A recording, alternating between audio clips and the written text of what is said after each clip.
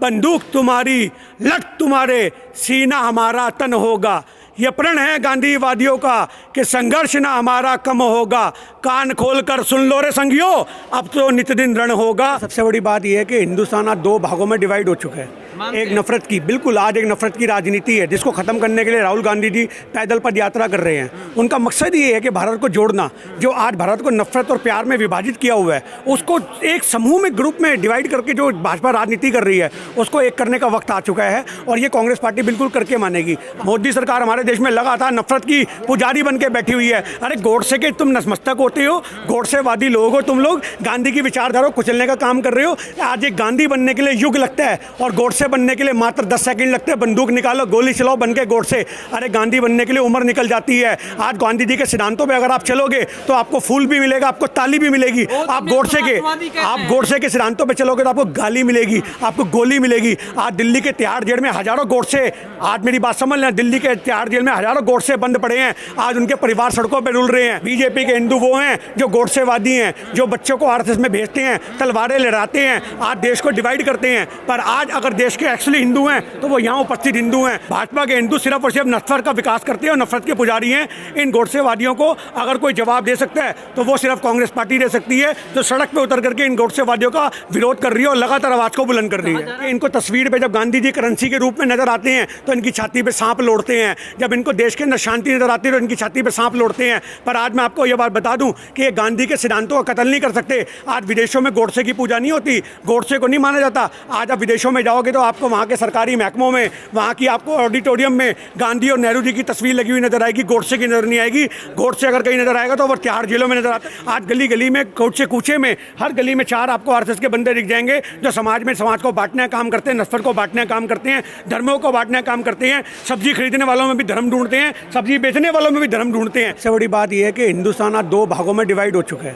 एक नफरत की, बिल्कुल आज एक नफरत की राजनीति है जिसको खत्म करने के लिए राहुल गांधी जी पैदल पद यात्रा कर रहे हैं। उनका मकसद ये है कि भारत को जोड़ना, जो आज भारत को नफरत और प्यार में विभाजित किया हुआ है उसको एक समूह में, ग्रुप में डिवाइड करके जो भाजपा राजनीति कर रही है उसको एक करने का वक्त आ चुका है और ये कांग्रेस पार्टी बिल्कुल करके मानेगी। आप इस चीज़ को समझो कि आज गांधी जी की जयंती के दिन ट्विटर पर ट्रेंड होता है गोडसे जिंदाबाद।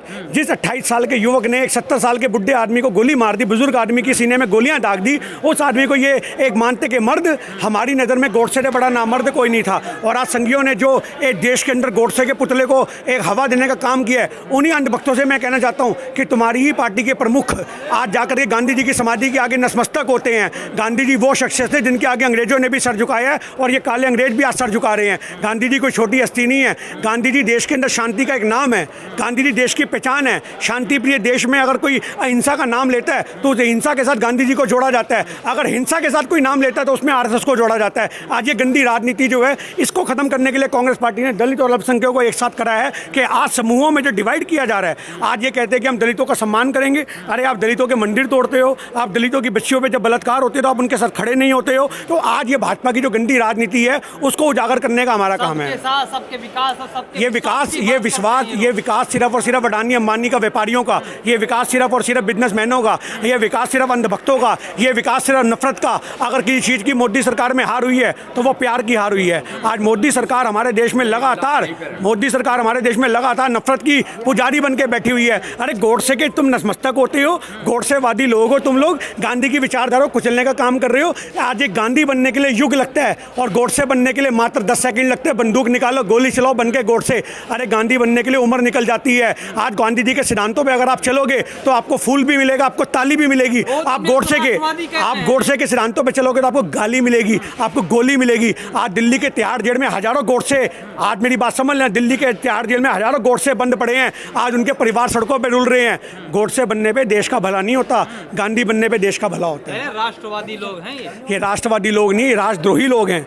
आज देश को बांटने का अगर किसी ने काम किया है तो वो सिर्फ गोडसेवादियों ने किया है, जो हमारे देश को बांट रहे हैं। पर आज मैं आपको यह बात बोल दूं, ये देश गांधी के विचारों से चलने वाला देश है। यहाँ नफरत कभी भी विद्यमान नहीं रह सकती। आज पैदल पद यात्रा जो राहुल गांधी जी की भारत जोड़ो चल रही है वो एक मील का पत्थर साबित हो रही है। उसमें हर पंथ, हर जाति, हर धर्म, हर भाषा, हर एक समूह का ग्रुप का आदमी जो है उस यात्रा में हिस्सा ले रहा है, सिर्फ और सिर्फ किस लिए? भाजपा की गंदी राजनीति को खत्म करने के लिए। राहुल गांधी जो भारत जोड़ो यात्रा कर रहे हैं, लेकिन प्रधानमंत्री मोदी और बीजेपी के लोग कह रहे हैं कि भारत तो पहले से जुड़ा हुआ है। भारत कहाँ जुड़ा हुआ है? आज भारत के अंदर इन्होंने हिंदुओं का विभाजन कर दिया।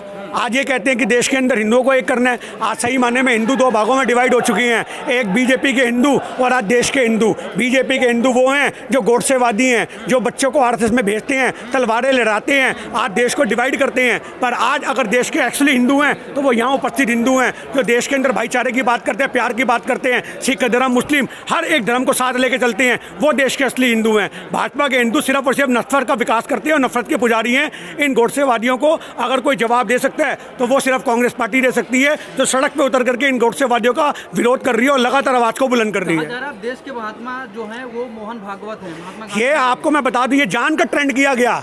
आज इस मौलाना को भी समझना चाहिए, आज इलियासी को समझना चाहिए। उसका तो मुसलमान समर्थन नहीं करते, तो देश का नागरिक क्या समर्थन करेगा?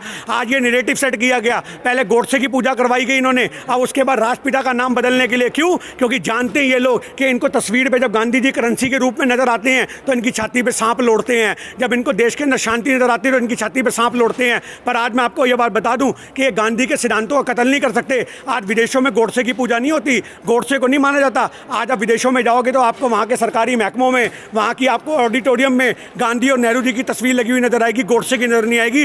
गोडसे अगर कहीं नजर आएगा तो वो तिहाड़ जेलों में नजर आता है, जो मैंने पहले भी बोला। कह रहे हैं कि भागवत राष्ट्र के लिए समर्पित है। मैं आपसे क्या कहना चाह रहा हूँ, आज आप जो मोहन भागवत की बात कर रहे हो, ये तो बीजेपी उनको कब से अपना पिता मानती आई है। आज आरएसएस को चलाने वाले वो हैं, बीजेपी को चलाने वाले लोग हैं, उनको फंड प्रोवाइड करने वाले आरएसएस वाले हैं। आज गली गली में, कूचे कूचे में, हर गली में 4 आपको आरएसएस के बंदे दिख जाएंगे जो समाज में समाज को बांटने का काम करते हैं, नफरत को बांटने का काम करते हैं, धर्मों को बांटने का काम करते हैं। सब्जी खरीदने वालों में भी धर्म ढूंढते हैं, सब्जी बेचने वालों में भी धर्म ढूंढते हैं। आज ऐसे लोगों का विरोध अगर हम कर रहे हैं तो कुछ गलत नहीं कर रहे। सड़क पे उतर करके कांग्रेस पार्टी ये हिंदू राष्ट्र ना आज तक बनाया ना कभी बन पाएगा। भारत एक धर्मनिरपेक्ष देश है और सभी धर्मों को साथ लेके चलने वाला देश है। आप ये बात करते हो हिंदू राष्ट्र, नेपाल हिंदू राष्ट्र, आप चले जाओ। जिस भारत के आदमी की हिंदू राष्ट्र की मांग है, हम कहते हैं नेपाल चले जाओ और जाओ हिंदू राष्ट्र का समर्थन करो। पर यह देश शांति प्रिय देश है, ये भारत देश है, इसमें सभी धर्मों का सम्मान है। आप इस देश को बांटने का काम करोगे तो हम गांधीगिरी के तरीके से उस देश को आगे बढ़ाएंगे। राम राज्य आ जाएगा, सब कुछ सही हो जाएगा। राम राज्य तो बिल्कुल बदियों से चलता आ रहा है। आज तो रावण राज्य पैदा हो चुका है। छोटी छोटी बच्चों के बलात्कार होते हैं, उनके लिए रैलियां निकाली जाती है बीजेपी के द्वारा।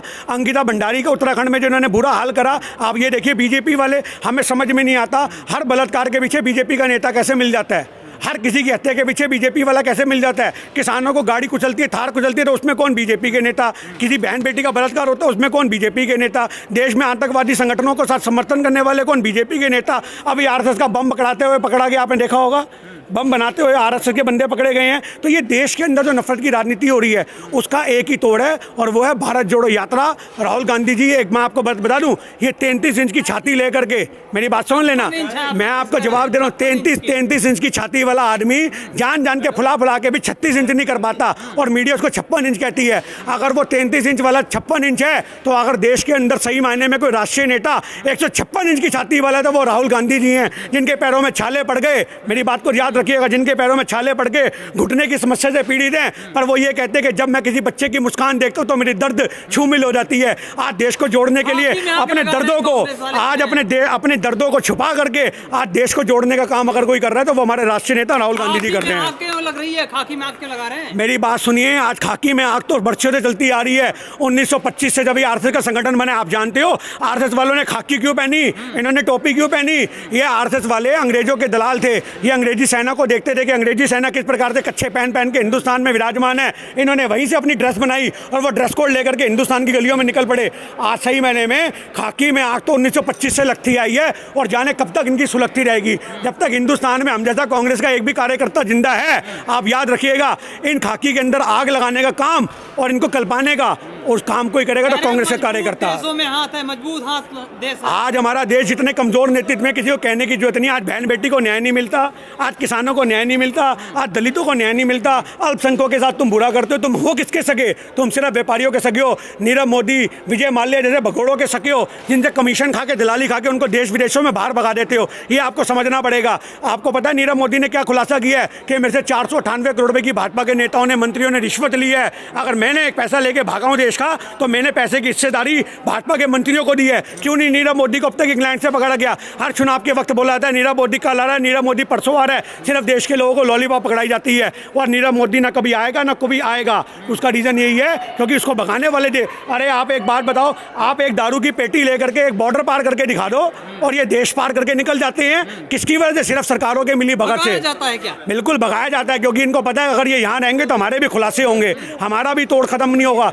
आज भाजपा को ये बात बहुत अच्छे से पता है कि देश को सिर्फ और सिर्फ मजबूत कांग्रेस पार्टी कर सकती है। इसलिए भाजपा आरएसएस के छोटा एजेंट जो केजरीवाल उसको जगह जगह भेज करके कांग्रेस पार्टी के नेतृत्व को कमजोर करने का काम कर रही है। मैं भारत के लोगों से कह दूं, दिल्ली मॉडल ये है कि कोरोना काल में आपको अस्पताल नहीं मिलता। दिल्ली मॉडल ये है कि बरसातें आती है तो स्कूलों के अंदर पानी भर जाता है। दिल्ली मॉडल ये है कि सड़क पर चलते हुए कब धरती फट जाएगी, आपकी गाड़ी उसमें समा जाएगी, बरसातों के दिनों में आपको पता नहीं लगेगा। ये है एक्चुअल दिल्ली मॉडल, जहाँ पे एक इंसान के जज्बातों से खेला जाता है, एक इंसान को कच्चे लालच में फंसाया जाता है, जहाँ पर 100 करोड़ रुपए की एडवर्टाइजमेंट करके केजरीवाल को हीरो बनाया जाता है। ये दिल्ली मॉडल है। जो आदमी दिल्ली मॉडल की बात करता है वो पंजाब पुलिस को अपने इसलिए इस्तेमाल कर रहा है, पंजाब के 18 सिपाहियों को अपने घर के बाहर तैनात कर रहा है। आज ये चीज़ आपको समझने की जरूरत है कि जो पंजाब की इस गवर्नमेंट का मिसयूज कर रहा है वो देश में अगर आ गया तो कितना देश का नुकसान करेगा। पंजाब में भी तो लागू हो गया, वहाँ पे भी सरकार बन गई। मैं आपसे क्या कहना चाह रहा हूँ, वो भ्रम के लोग हैं। पंजाब में जूते, आप ग्राउंड रिपोर्टिंग करो, पंजाब में जूते पड़ने शुरू हो चुके हैं। पंजाब के अंदर केजरीवाल के भगवंत मान अभी दारू पी करके जर्मनी की फ्लाइट से उतार दिए गए।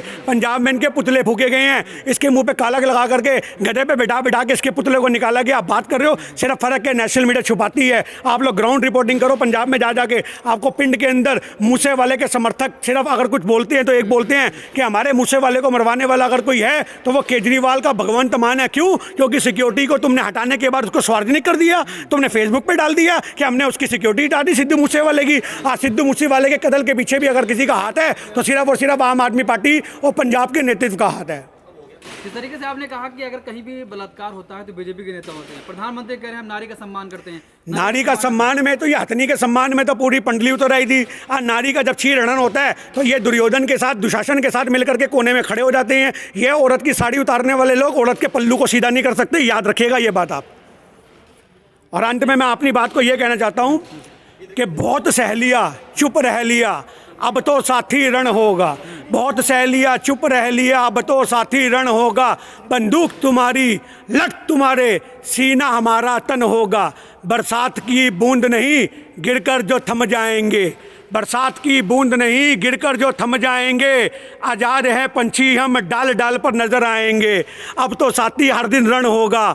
ये प्रण है गांधीवादियों का कि संघर्ष ना हमारा कम होगा। ये प्रण है गांधीवादियों का कि संघर्ष ना हमारा कम होगा। कान खोल कर सुन लो रे संगियो, अब तो नित दिन रण होगा, अब तो नित दिन रण होगा।